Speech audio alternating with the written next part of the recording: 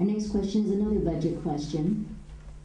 With revenues not keeping pace with increased costs to the district experienced by the expansion of charter schools and certainly diminished revenues, what areas of the budget must be re-examined and reduced? Where do you see waste that could be dealt with? Mr. Sarver, you're first.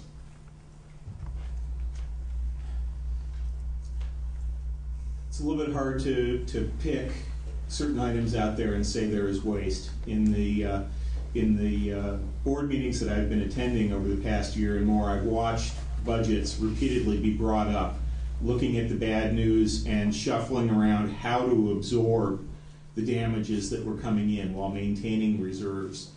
The district has gone aggressively after not necessarily waste, but anything they could find in the district office first and foremost.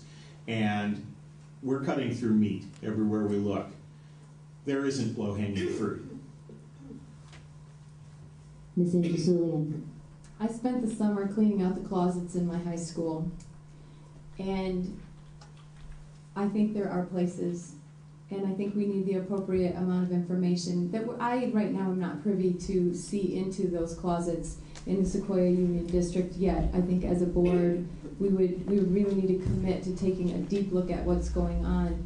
And I'm not sure that information is available yet. And waste maybe is the wrong word. Maybe there is a spirit with which we all look at what's happening and say, this is where I can cut for now, and we do that as a collective effort. Ms. Corrali. Well, I think it's actually kind of difficult to understand exactly where the waste is, since we don't have campus-based budgeting, which is something I agree with Mr. Ferrando on. So I would want to look at that and start with that first. But also another way to look at waste is exactly what it is you want to keep.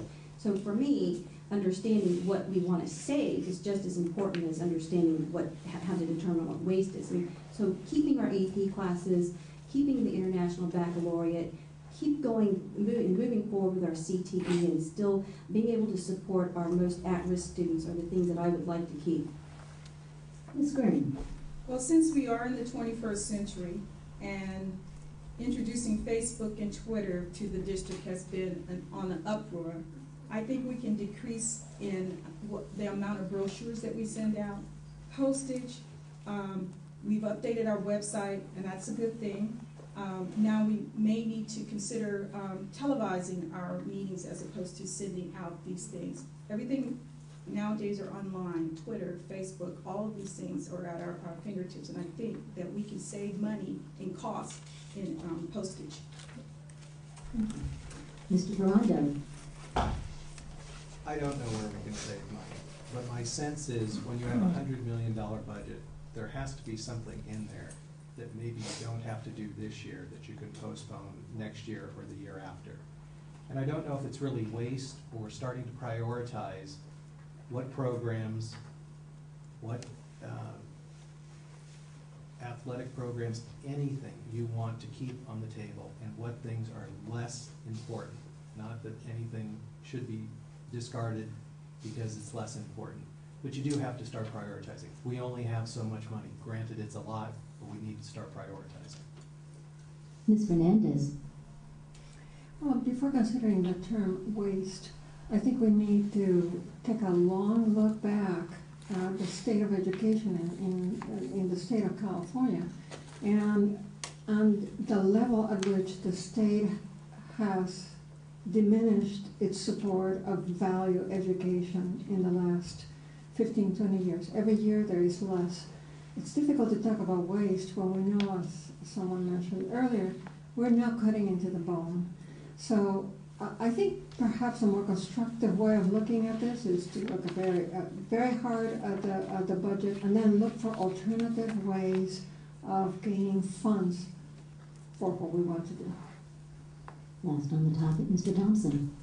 It's nice to be last on this one, although I haven't heard any great ideas that I can copy yet. I think this is really tough for us. One, because we don't see the budget in the way, you've heard this from others saying it would be useful to have a program budget, as Sally has pushed for, because, as a management tool, so we can understand the areas that most fruitfully should be cut. Two, I guess I believe in decentralized decision-making, and that's been done to some extent in the district. That rather than, at the board level, we need to set things at a very high level and not be making the detailed cuts. That the school principals are actually going to be better at knowing where specific cuts need to be made. Thank you.